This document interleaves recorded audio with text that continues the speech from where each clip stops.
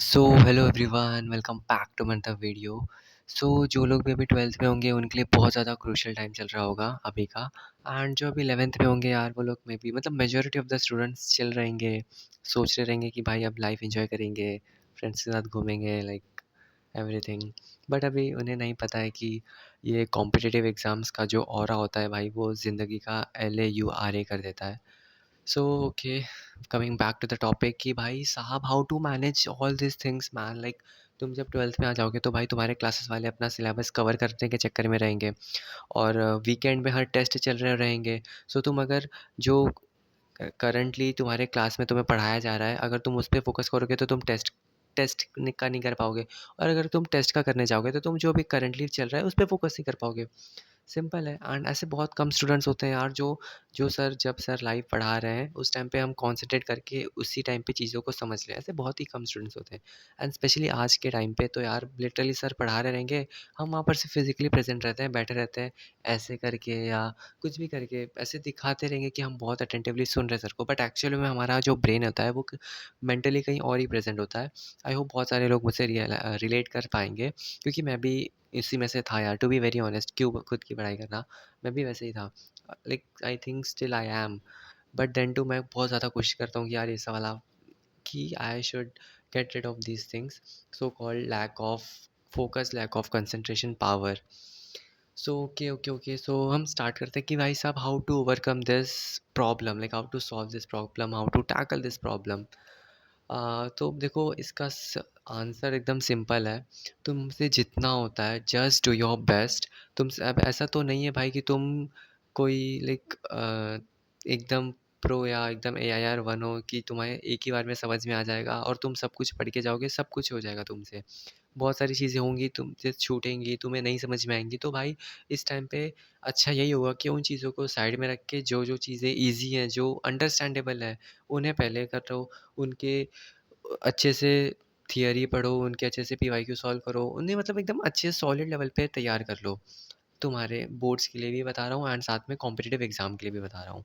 Specially एक बहुत important है जेई वालों के लिए, बोर्ड्स पे ज़्यादा फोकस करो ब्रो। अगर तुम्हारा 75% क्राइटेरिया फुलफिल नहीं हुआ ना यार, तो it hurts a lot actually. मैंने देखा है भाई साहब, आंसू निकल आते हैं यार उस टाइम पे। ठीक है, सो ओके। तो बस एंड बोर्ड्स में देखो, मैं अगर बताऊँ, अगर तुम सच में शिद्दत से पढ़ाई करोगे ना तो तुम्हारे लिए बोर्ड्स हलवा है, हलवे से भी ज़्यादा आसान होगा। एंड मैथ्स की बात करूँ तो मैथ्स को तुम ऐसे चुटकियों में सॉल्व करोगे बोर्ड्स के। एंड बात रही फिजिक्स और केमिस्ट्री में, तो उसमें थोड़ा सा जो like you can say theoretical part, जो लिखने का पार्ट होता है, खुद को एक्सप्रेस करने का पार्ट होता है, प्रेजेंटेशन वाला, तो उसमें तुम अटक सकते हो। बट तभी अटकोगे अगर तुमने प्रैक्टिस नहीं की होगी लिखने की। सो इसकी प्रैक्टिस तुम्हारे कोचिंग वाले करवाएंगे भाई तुम्हें। वो ऑफलाइन टेस्ट लेते हैं, इतने सारे टेस्ट कंडक्ट करवाते हैं, प्रीलिम्स रहते हैं दुनिया भर का भाई। तुम्हारे पास मतलब किसी चीज़ की कमी नहीं पड़ेगी भाई। तुम सोचो कि यार अब मैं टेस्ट को स्किप करना चाहिए मुझे, but okay, I would recommend. अब मैं तुम्हें बताता हूँ, देखो कि लाइक मैं तुम्हें एक शेड्यूल देता हूँ जो like may most of the time तुम्हें फॉलो करेगा। ऐसा कोई फिक्स नहीं है, तुम अपने हिसाब से चेंज भी कर सकते हो। सो देखो, तुम कोई भी क्लास अटेंड करने जा रहे हो, सो उससे पहले ना तुमने उसके पहले का जो भी पढ़ा है उसको प्लीज़ एक बार रिवाइज़ करके जाओ। अब आई नो बहुत ज़्यादा बोरिंग काम है ये, बहुत ज़्यादा बोरिंग काम है, बट देन टू अगर तुम इसे रिवाइज़ नहीं करोगे ना, तो तुम जब भूल जाओगे ना इसको, तो उस टाइम पे जो रिग्रेट होगा ना, तो वो इट विल बी लाइक तुम खुद को बहुत मारोगे, ऐसा वाला रिग्रेट होता है उस टाइम पे। तो इससे अच्छा बेहतर यही है कि भाई तुम रिवाइज़ कर लो यार कैसे भी करके। एंड तुम्हें चीज़ें नहीं लगेंगी, I know, but then too एक बार रीड करो।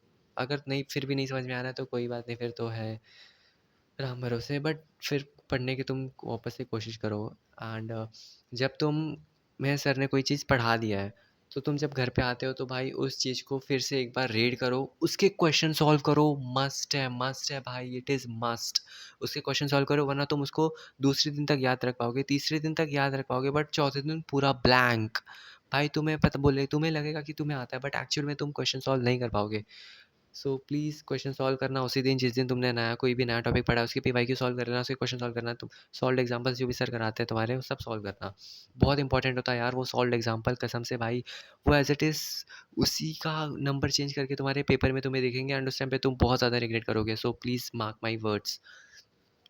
एंड बात रही तो मैं फ़ोकस कैसे करना है यार, देखो, अगर मैं तुम्हें बताऊँ, अगर तुम ऐसे बच्चे हो जिसको ऑफ़लाइन कोचिंग में समझ में नहीं आता है चीज़ें, अगर सर सामने हैं, सर सामने समझा रहे हैं, कोई भी टॉपिक हो, तुम चाहे कितना भी ईज़ी है, तुमने अगर पहले से माइंडसेट बना के रखा है कि मुझे नहीं समझने वाला है, तो भाई तुम्हें कभी नहीं समझने वाला है। सो ट्राई करो कि तुम ट्राई करो यार फ़ोकस करने की, बस ट्राई करो, इन्वॉल्व रहो, बात करते रहो।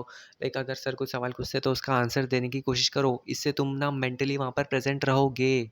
अगर तुम चुपचाप बैठे रहोगे, कुछ आंसर नहीं करोगे, सिर्फ़ देखते रहोगे, तो तुम्हें खुद नहीं पता चलेगा कि तुम कब कितने टाइम में अपनी दुनिया में चले गए भाई, तुम्हारी इमेजिनरी वर्ल्ड में, जहाँ पर एक था राजा, एक थी रानी, दोनों मर गए खत्म कहानी वाला सीन चलने लगेगा।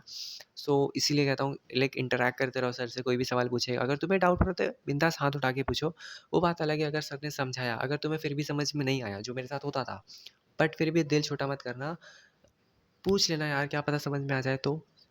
सो ओके, एंड प्लीज़ ऐसा बिल्कुल मत सोचना कि लोग क्या सोचेंगे भाई। एक बात याद रखना, वो लोग जो सोच बोलेंगे ना, तुम्हें ऐसा लग रहा है क्या सोचेंगे, उन्हें घंटा फ़र्क नहीं पड़ने वाला। अगर तुम्हें फ़र्क भी पड़ता भी है, सो उससे तुम्हारा क्या लेना देना भाई, वो लोग कौन सा तुम्हें लाइक कुछ कर देंगे या वो हो जाएगा यार। Like it's okay to have some insult in front of everyone, इससे तुम्हारा ईगो हर्ट होगा एंड मे बी तुम्हें पढ़ने की इच्छा होगी, ऐसा हो सकता है। Okay, be positive. And coming to the next point, हाँ, अगर तुम्हें नहीं समझ में आ रहा है ऑफलाइन का, तो तुम घर पे आ सकते हो, घर पे यूट्यूब से पढ़ो। अगर तुम्हें वहाँ पर समझ में आ रहा है तो भाई नेक्स्ट डे से ऑफलाइन कोचिंग के लेक्चर्स में जाके बैठने से अच्छा तुम उसी टाइम में एक ही बार में यूट्यूब से पढ़ना स्टार्ट कर दो, ऑनलाइन से पढ़ना स्टार्ट करो। आई एम सॉरी, यूट्यूब नहीं, हज़ारों कोई भी इतने सारे प्लेटफॉर्म्स है, तुम्हें जहाँ से पढ़ना है वहाँ से पढ़ो, जहाँ से तुम्हें समझ में आता है। बट ऐसे टाइम वेस्ट मत करो यार कि उधर पे जाना है, सिर्फ बैठे रहना है। मतलब ये बहुत ज़्यादा लाइक लाइक वर्स्ट पार्ट है यार मेरे लिए। मेरे साथ ऐसा होता था और उस टाइम पे मैं सिर्फ देखते रहता था सर को, मैं कितना सब कोशिश करता था कि भाई मुझे समझ में आए, सर इतना इजीली सिंपल लैंग्वेज में समझाते थे, बट फिर भी मुझे समझ में नहीं आता था। सो बहुत हर्ट होता था, एंड मैं फिर वही टॉपिक को, सेम चीज़ को घर पे जाके ऑनलाइन देखता था।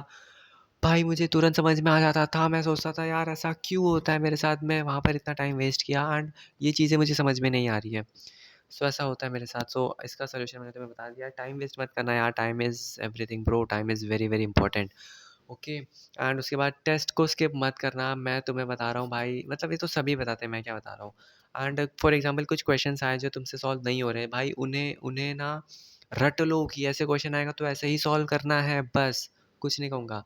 फॉर एग्जांपल अगर तुम्हारा तुम रिटन एग्ज़ाम हो रहा है बोर्ड्स के लिए, प्रीलिम्स, उस क्वेश्चन पेपर में जितने भी क्वेश्चंस आ रहे हैं, तुम्हें जितने आते हैं उतने बहुत अच्छी बात है, बट जितने नहीं आते हैं उसको ट्राई करो समझने की। अगर समझ में आता है तो बहुत अच्छी बात है, अगर समझ में नहीं भी आता है तो तुम उसे एज इट इज़ रट्टा मार लो, you just mug it up. तुम्हें काम देगा भाई, तुम्हारा बोर्ड एग्जाम में तुमसे कोई नहीं पूछेगा कि इसका थ्योरेटिक लाइक एक्सप्लेन करके बताओ, कॉन्सेप्ट क्या है वो बताओ, तुम्हें बस रिप्रेजेंट करना है, ऐसे लिख देना, उतार देना एज इट इज़, तुम्हें मार्क्स मिल जाएगा। Okay, just keep in mind कि तुम्हारी हैंड राइटिंग थोड़ी रीडेबल हो, प्रेजेंटेबल हो, मतलब अच्छी दिखे, पढ़ने का मन करे, ऐसा हो। Okay, I hope so. इतनी चीज़ें होती हैं जो मैं कवर कर सकता हूँ, और कुछ बचा है क्या? आई डोंट थिंक सो, मतलब इतनी सारी चीज़ें तो मैंने सीखी थी। हाँ, और मैं तुम्हें बताऊँ, मैथ्स के लिए तुम पीवाईक्यू सॉल्व करके जाओ, बोर्ड एग्जामिनेशन के लिए मैं बता रहा हूँ। कॉम्पिटिटिव एग्जाम्स के लिए तो तुम जानते ही हो, पीवाईक्यूज़ ही मस्ट होता है, और साथ में बहुत सारे अलग अलग बुक्स होते हैं, अगर तुम्हें करना हो तो कर सकते हो। But PYQs I would suggest, it is more than enough to score about 98 percentile, जो मेरे नहीं आए थे, I am sorry, but then टू मुझे पता है क्योंकि मैंने एक एग्ज़ाम दिया था तो उसमें आ गए थे। Okay, so okay, and maths के लिए अगर तुम फॉर एग्जांपल कोई चैप्टर नहीं आ रहा है बोर्ड्स लेवल पे, तो तुम ना वन शॉट देखोगे ना, तो तुम्हारा 100% सॉल्व क्लियर हो जाएगा भाई। एक बार वन शॉट देखोगे भाई, वो चैप्टर को दोबारा पढ़ने की ज़रूरत ही नहीं पड़ेगी। मतलब मेरे साथ तो ऐसा हुआ था, and I was like shock, मुझे खुद पे विश्वास नहीं हो रहा था कि ऐसा भी हो सकता है भाई, मैं इतना अच्छा हूँ क्या। मे बी चैप्टर ईजी होगा या क्वेश्चन ईजी आते होंगे, I don't know, but then too मैंने बहुत फॉलो किया। मैं तुम्हें एक बार अपना शॉर्टली अपना रूटीन बता देता हूँ। ट्वेल्थ में जब एकदम क्रूशल टाइम चल रहा था, तो मेरा शेड्यूल कैसा होता था भाई, मैं सुबह 9 या 9:30 बजे उठता था।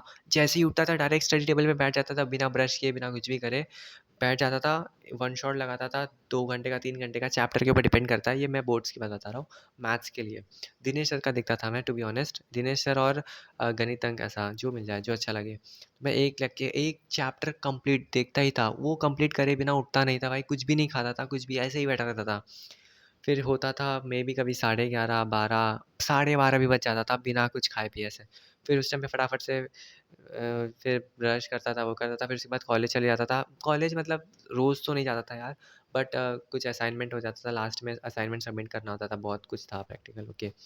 सो फिर उसके बाद कोचिंग में मेरा प्रीलिम्स रहता था। भाई मैं बता रहा हूँ, मैंने वन शॉट देके प्रीलिम्स में इतना अच्छा स्कोर किया, आई वाज़ लाइक स्टन्ड। मुझे समझ नहीं आता भाई, मतलब बहुत सारे जो भी क्वेश्चंस वो करा रहे थे ना भाई, एज़ इट इज़ पीवाईक्यूज़ में आ चुके हैं वो, और वही क्वेश्चंस तुम्हारे प्रीलिम्स एग्ज़ाम्स में तुम्हें दिखेंगे। सो पीवाईक्यूज़ करो भाई, पीवाईक्यूज़ आर मस्ट। और कुछ बचा है क्या यार, और क्या? आई डोंट थिंक सो, इतना ही है।